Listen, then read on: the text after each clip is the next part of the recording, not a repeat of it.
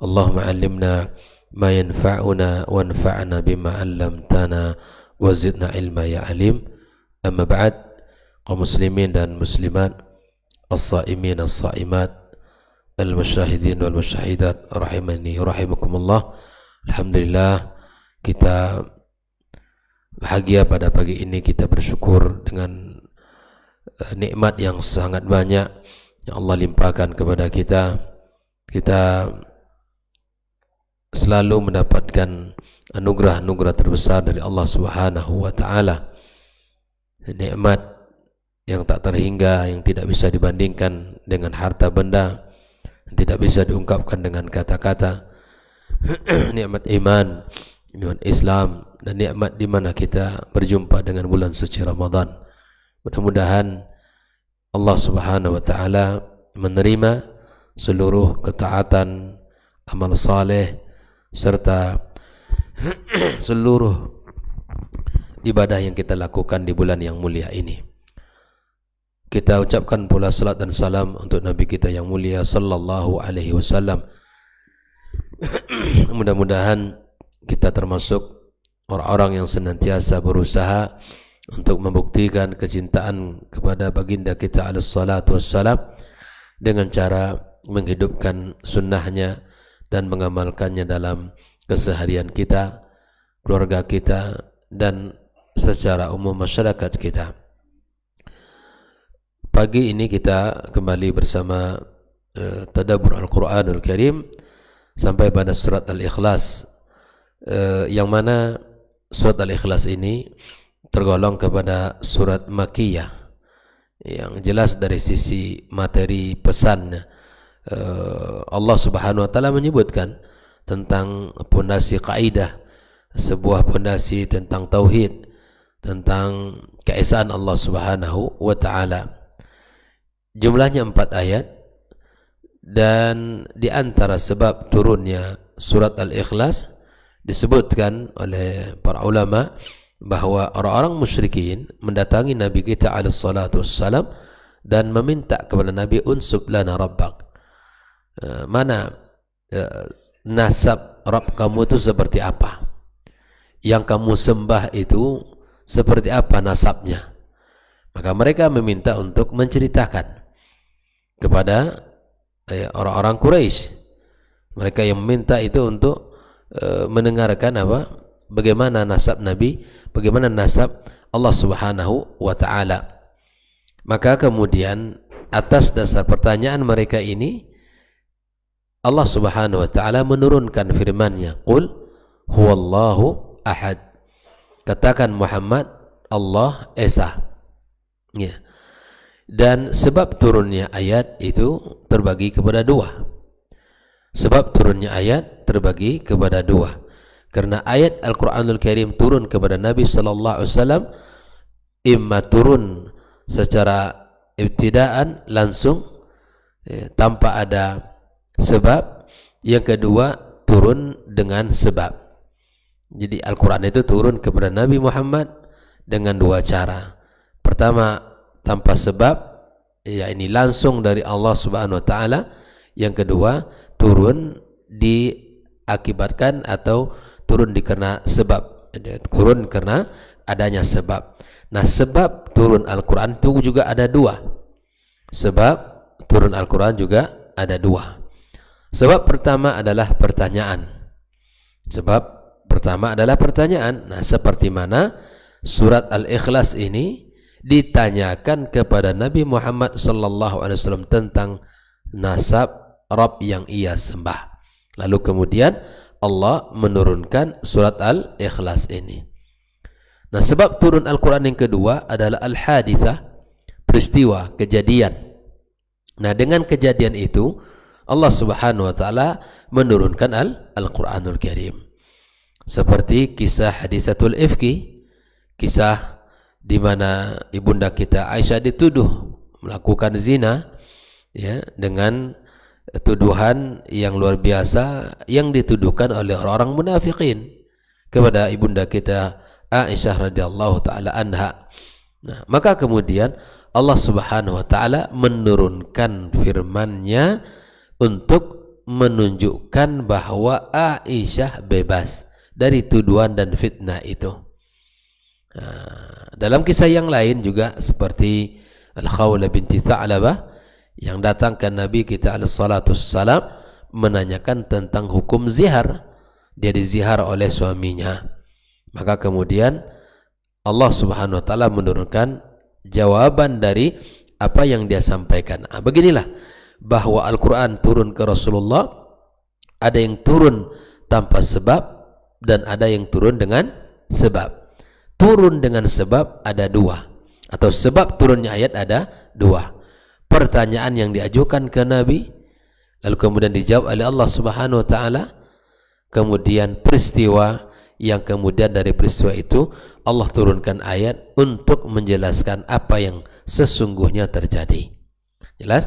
Maka surat Al-Ikhlas di mana orang-orang musyrikin datang untuk menanyakan tentang nasab Tuhan yang disembah Muhammad sallallahu alaihi wasallam. Ikhwatal kiram. Nah, Al-Ikhlas ini atau surat Al-Ikhlas ini memiliki keutamaan-keutamaan insya Allah Subhanahu wa taala, bahwa dia adalah sepertiganya Al-Qur'anul Karim. Dari Abi Sa'id radhiyallahu taala anhu, dia berkata, qala Rasulullah sallallahu alaihi wasallam li ashabi, Nabi bersabda kepada sahabat-sahabatnya, ayajizu ahadukum ayaqra thulutsal Qur'ana fi lailah, tidak mampukah salah seorang dari kalian membaca Al-Quran sepertiga Al-Quran itu di satu malam? Ini pertanyaan Nabi. Maka para sahabat mengatakan fasyaqqa dzalika alaihim, yang tentunya sepertiga Al-Quran itu sangat berat bagi sebagian sahabat. Qalu, dan mereka kembali berkata, ayyuna yutiku dzalika ya Rasulullah. Jadi merasa berat akan mengkhatamkan membaca Al-Quran sepertiganya di satu malam. Lalu mereka mengatakan, siapa yang sanggup di antara kami? Ya, mereka mengakui kelemahan diri. Maka kemudian Nabi Muhammad SAW mengatakan, Allahul wahidus samad thuluthul Quran.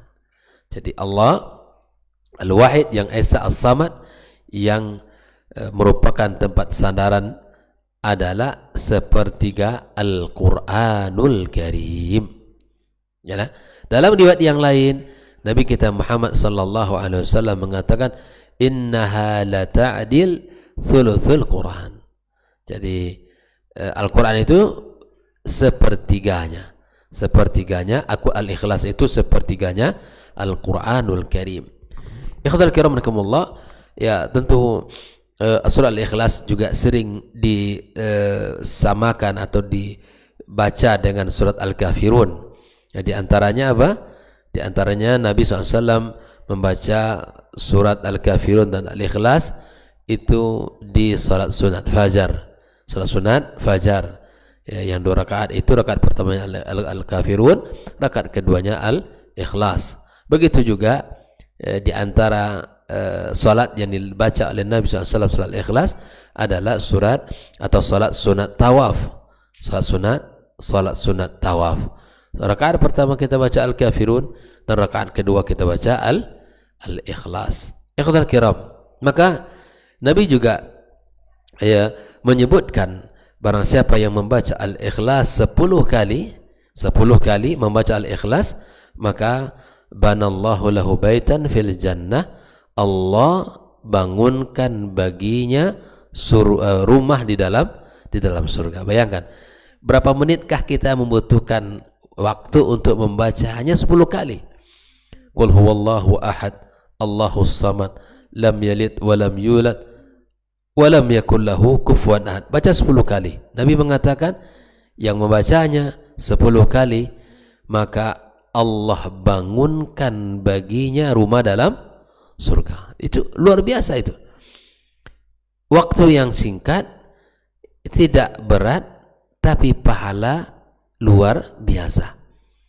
Cobalah, mungkin dari masjid ke tempat pulangnya Pak Yogi, kalau baca di atas motornya Bismillahirrahmanirrahim, qul huwallahu ahad, Allahus samad, lam yalid wa lam yulad wa lam yakul lahu kufuwan ahad. Baca lagi sampai 10 kali.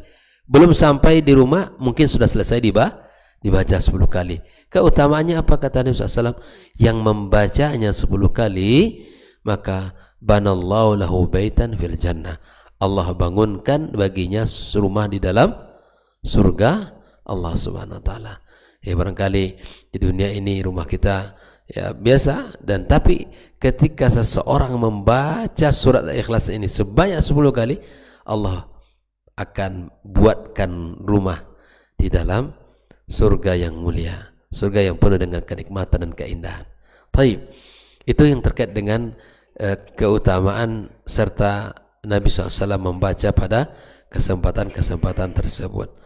Baik, mari kita lihat bagaimana tadabburnya. Qul huwallahu ahad, yakni al-wahid al-ahad alladhi la nazira lahu wa la nadida wa la sabiha. Nah, jadi al-ahad itu al-wahid, esa, al-ahad yang la nazira, tidak ada tandingan baginya, wala nadid wala nadida wala sabiha. Intinya bahwa dia esa, tidak ada yang bisa menandingi. Nah, siapapun yang menyembah Allah Subhanahu wa taala, dialah sudah bahwa dia telah menyerahkan sepenuhnya keutuhan dan telah menyerahkan sepenuhnya kepada ya yang maha kuasa. Jadi itu ikhwafillah, Allah al-ahad yang maha esa, yang tidak boleh dipersekutukan dengan satu apapun. Ingat itu, tidak boleh dipersekutukan Allah dengan sekecil apapun makhluk. Walaupun kita anggap hebat, kagum kita, tapi tidak boleh, karena selain Allah semuanya makhluk, dan makhluk tidak sama dengan Khaliq. Baik, Allahu As-Samad alladhi yasbut ilail khalaik fi hawaijihim, yang mana tempat bersandar, tempat di mana orang-orang yang membutuhkan kepada Allah, dialah tempat kita meminta, mengadu, memohon apapun yang kita butuhkan dari kehidupan dunia ini. Maka Allah Subhanahu wa taala As-Samad, dipastikan kebutuhan kita ini hanya minta kepada Allah. Tidak boleh kita minta kepada dukun, kita minta kepada orang-orang yang mengaku-ngaku tahu dengan yang gaib. Minta kepada As-Samad, karena dia sandaran kita. Karena banyak orang muslim beriman, iya mengaku beriman, tapi antara ibadah yang wajib yang diperintahkan dengan ibadah yang dilarang masih tercampur. Salat rajin, tapi masih percaya kepada dukun. Salat berjamaah, tapi sehari-harinya selalu dipenuhi dengan at-tatayyur, selalu saja menganggap sial kalau ini yang ada yang menandakan ini dan seterusnya. Tawakalkan kepada Allah seluruh apa yang kita kerjakan, dan itu akan kokoh kita di dalam menghadapi kehidupan. Apa saja, bismillah tawakkaltu 'ala Allah. Kalau sesuai dengan kehendak kita, alhamdulillah. Kalau tidak, maka kita mengatakan bahwa Allah Subhanahu wa taala, ya Allah yang maha segala-galanya. Ya Allah As-Samad, di mana kita meminta, mengadu kepadanya. Naam, kepada Allah tabaraka wa ta'ala alladzi yasmad ilal khaliq fi hawaijihim, yang tak pernah bosan kalau diminta, yang tak pernah marah jika kalau diharapkan, yang tak pernah berhenti jika diminta. Di Allah maha segala-galanya, gitu ya. Makanya kita minta sama Allah, Allahumma zidna, ya, kita minta Allah tambahan, wala tanqusna, jangan dikurangkan, gitu ya. Kita minta sama Allah ditambahkan ilmu, ditambahkan iman, ditambahkan akhlak dan perbuatan kita, ya. Kemudian Allah lam yalid wa lam yulad, laisa lahu walad wala walid wala sahiba. Di sini ada orang yang memang menyebutkan bahwa Allah itu lam yalid wa lam yulad, Allah tidak beranak dan tidak pula diberanakan. Itu saya yakini, karena Tuhan-Tuhan mereka ini semua ya diberanakkan, bahkan mereka yang membuat. Kan seperti kita kisahkan dulu ya, ketika Umar pergi safar, dibuatnya adonan roti dan sebagai bekal. Di samping itu dia dari bahan yang sama dia buat sebagai patung sebagai itu Tuhan yang harus disembah ini. Jadi ikhwatul kiram, apapun yang kita lakukan di dalam hidup kita ini, maka pastikan semua itu benar-benar, baik itu permintaan hanya kepada Allah, sandaran hanya kepada Allah Subhanahu wa ta'ala. Lam yalid wa lam yulad, laisa lahu walad wala walid wala sahibah. Ya, nak punya anak, tidak punya orang tua, tidak punya istri, ya. Walam yakul lahu kufuwan ahad, yakni la sahibalah. Tidak ada sahabat, ya, tidak ada orang-orang yang bisa menandingi atau makhluk lain yang bisa menandingi Allah Subhanahu wa ta'ala. Badi'us samawati wal ard, anna yakunu lahu walad wa lam takul lahu sahibah wa khalaqa kull syai'in. Al-An'am 101. Maka Allah Subhanahu wa ta'ala yang mencipta langit dan bumi, dan Allah yang mengatur antara urusan hamba-hambanya, dan Allah Subhanahu wa ta'ala wajib untuk kita esakan.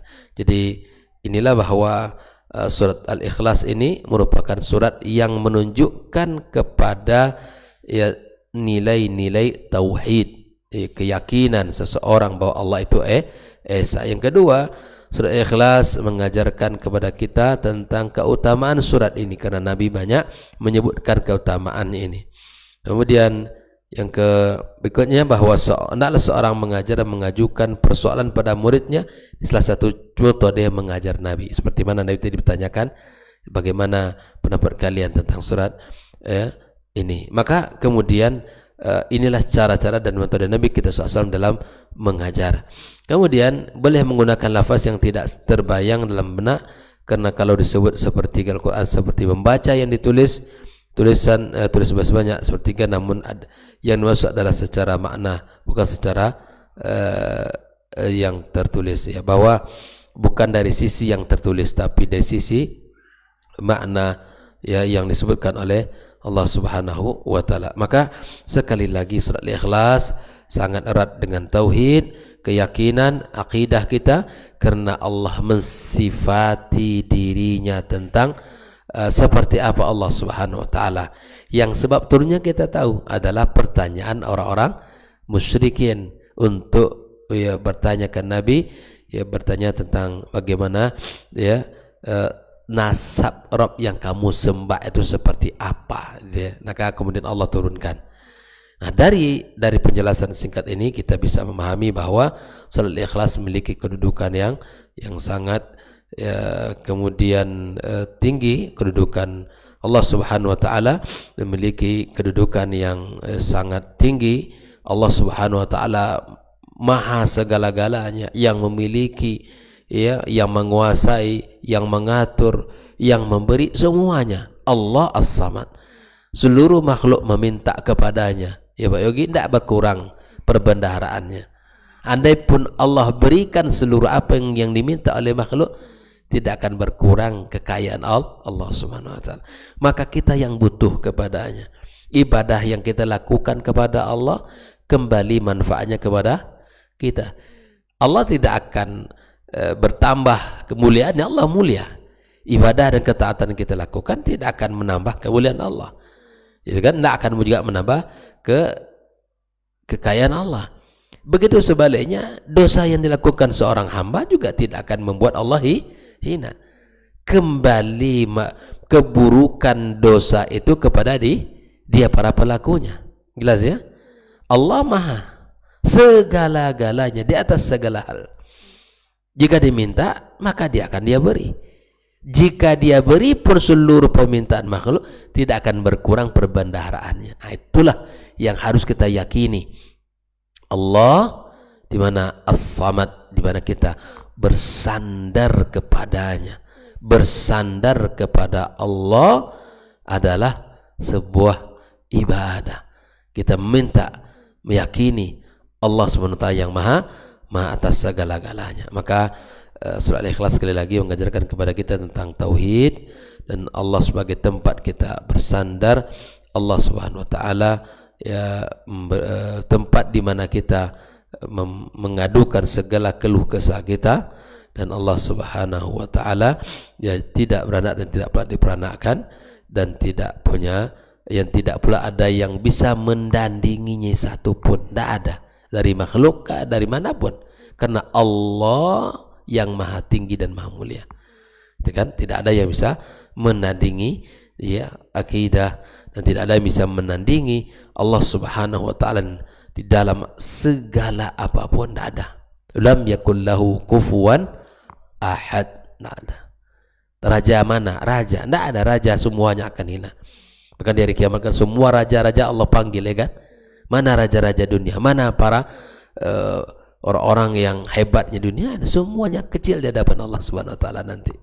Oke. Di dunia boleh dia merasa hebat, boleh dia berbuat semena-mena, tapi pada hari-hari pembalasan itu tak ada raja-raja yang mulia, tak ada pun raja-raja yang hebat. Yang hebat hanya siapa? Allah Subhanahu wa taala. Jelas ya? Ini surat Al-Ikhlas ini menekankan kepada tauhid, kemudian di mana semangat kita harus mempelajarinya dan kita harus berjuang untuk memahami makni-makninya yang ada dan nilai-nilai yang terkandung pada surat Al-Ikhlas ini. Barakallahu fikum. Demikian kajian singkat kita, tadabbur kita. Ya subhanakallahumma bihamdik, asyhadu an la ilaha illa anta, astaghfiruka wa atubu ilaik. Wassalamualaikum warahmatullahi wabarakatuh.